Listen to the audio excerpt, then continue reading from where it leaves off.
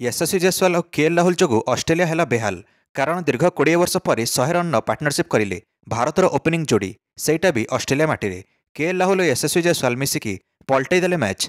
द्वितीय दिन में भारत दल 172 रन रे गोटे भी विकेट हरई ना। यशस्वी जायसवाल 90 रन कर एवं नटआउट अच्छा और केएल राहुल अंपटे 62 रन कर नटआउट अच्छा।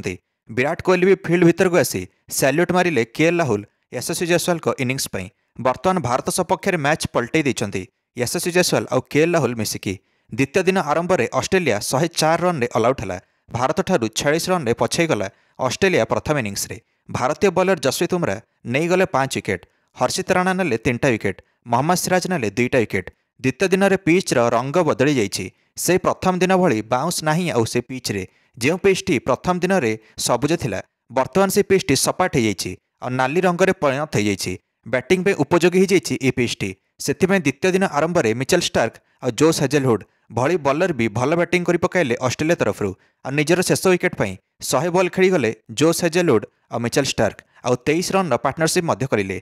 मिचेल स्टार्क तो निज साथी केकेआर खेली हर्षित राणा को कहले जे बॉल एत स्लो कौन में पकाउछ, मो तुमठू बेसी जोर रे बॉलिंग कर पकाइबी, एत स्लो बॉलिंग कहीं करछ। ऑस्ट्रेलिया तो ऑल आउट होगला 104 रन रे किंतु हर्षित राणा ए जिनसटी मन रखिले। तापर यशस्वी जायसवाल बैटिंग करने आसिले भारत तरफ केएल राहुल तांको साथी थिले खुंट गाड़ी की छिड़ा ही पड़े यह दुई जन। भारत पाखे 46 रन लीड थिला। यशस्वी जायसवाल आरंभ आसी मारिले गोटे लंबा छक्का और द्रुत बॉलर मिचेल स्टार्क पाखु आसी कहले तुम बॉल टी बहुत स्लो पड़ी, फास्ट बॉलिंग कहीं करून। यहीटा पलटबार थिला कारण मिचेल स्टार्क जिते बैटिंग करते स्टार्क कहते हर्षित राणा को जे हर्षित का बॉल बहुत स्लो आसी। यशस्वी मिचेल स्टार्क को छक्का मारी मिचेल स्टार्क को पलटा जवाब देले कहले तुम बॉल टी बहुत स्लो आसी, फास्ट पकाओ ना छक्का खाइब।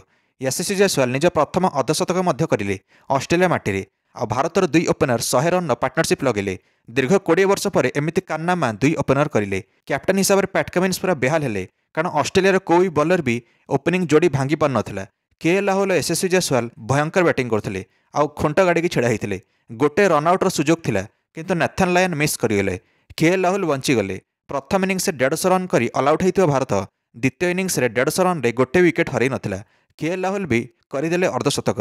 विराट कोहली डगआउट चेयरअप करते आम दुई ओपनर्स को। भारत दल बर्तमान 218 रन लीड नहीं जाइए द्वितीय इनिंग्स रे। यशस्वी जायसवाल 193 बॉल खेली सारी और 90 रन करछंती। केएल राहुल 153 बॉल खेली और 62 रन करछंती। दुई ओपनर 57 ओवर बैटिंग कर सारी द्वितीय दिन खेल शेष पर शतकरू मात्र 10 रन दूर में अच्छा यशस्वी। भारत को बड़ टार्गेट देवाक पड़ो ऑस्ट्रेलिया को कारण प्रथम दिन में भारत ऑस्ट्रेलिया को मिसाई टोटाल 17टा विकेट जाइथिला और 217 रन होता किंतु द्वितीय दिन में 209 रन होती एणिक मात्र 3टा विकेट जाइथिला भारत और ऑस्ट्रेलिया को मिसाई। देखिले तो पिच बैटिंग पे उपयोगी होती। भारत पाखे 10टा विकेट आहरी बाकी अच्छी। आशा अच्छी 400 ରୁ 500 टार्गेट सेट कर ऑस्ट्रेलिया भारत दल जमीक सुविधार प्रथम टेस्ट जीति हम ना कौन कहते। निश्चय मंतव्य कमेंट दे वीडियो को लाइक और चैनल को सब्सक्राइब करदे समस्त क्रिकेट अपडेट्स। धन्यवाद।